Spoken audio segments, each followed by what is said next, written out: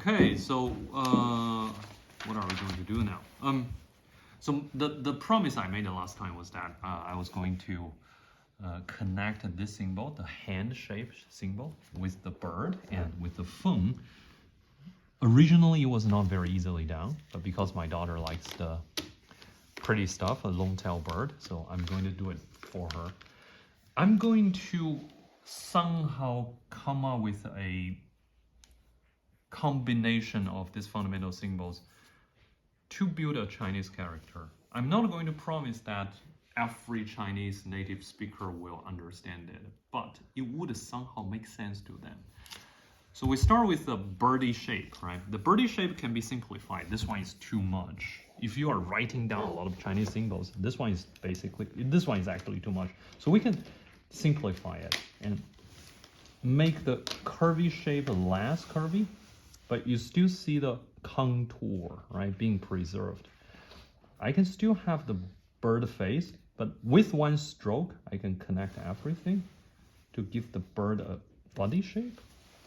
And then I can use some horizontal strokes to give out the feelings of a. What do these strokes look like to you? They are the camera lady. Yeah. What are they? What are this? Bone or feather. Bones. Oh, feathers. Right. Good. Fantastic. Can you feel the wind is coming from this way? The bird is flying like this, and the wind is coming this way. Yeah. So if you want to make it more exaggerated, so you can go this way, right? What does this look like to you now? Tail. The tail, right? So this is the still long-tailed bird, but later you can cover this part, and it becomes a short-tailed bird. And I can still do a dotty thing here, and it looks like a bird, does it? Yeah. It's like a little bird, but it's writing, not drawing things. So sometimes you simplify it because you don't want the writing to take too much time if you're writing down a whole essay with thousands or hundreds of characters. So we are going to let's say eliminate the claw shape and keep this as the bird, right? What is interesting is that if you have a bird and if you have a hand, you can somehow connect them together and you put a bird here next to the hand. To a Chinese person, this wouldn't mean too much today, but if you tell them this is a short-tailed bird and this is a hand, and you put them together, I don't think it takes a native Chinese person to somehow have a meaning emerge. Yeah. What does this mean to you? No. A bird, a hand, and if you put them together, this symbol might mean what to you? You can try to guess, right? You can try to come up with an explanation. Yeah, I don't know. You don't know? I don't know. If I say this means catch. If I say this word can be read as catch. Like 抓.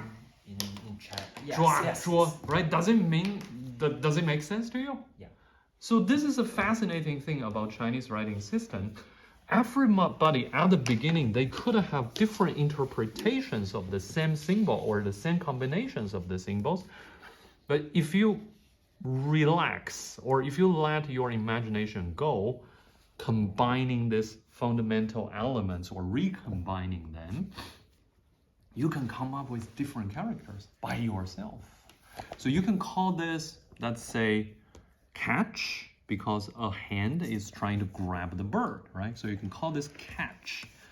Or coming on to the other understanding, you can say, think about this again. A hand is trying to catch a bird, but the bird is flying so fast, and the hand is unable to grab the bird, and the bird is beyond the reach of the hand. So using this symbol with another interpretation, can I read this as 快 or fast? Can I? Yeah. Makes sense to someone, right? If someone doesn't know Chinese, if someone is trying to learn a Chinese character, or what is even better is that, oh, my daughter is doing very well and she's painting the whole thing out. What is even fascinating is that when the guy who was initially trying to come up with the writing system of ancient Chinese, that's what he was thinking, right? There are many different ways to interpret the whole concept of combining different elements together. So I will give you another one. So if I put this one here, right, look at them. This can be a different symbol for representing phoenix, because phoenix is a long-tailed bird, and there's a hand trying to grab it, but the bird is so fast. It's a big bird and it's a magical being. It's beyond the reach of a normal person. And with this feng shape element, everything being combined together, and the ancient Chinese person can call this feng. Big bird, faster than wind, faster than feng. A hand cannot grab it. So this is another way to write down phoenix. Okay, let's take a look at this one. Which one looks better?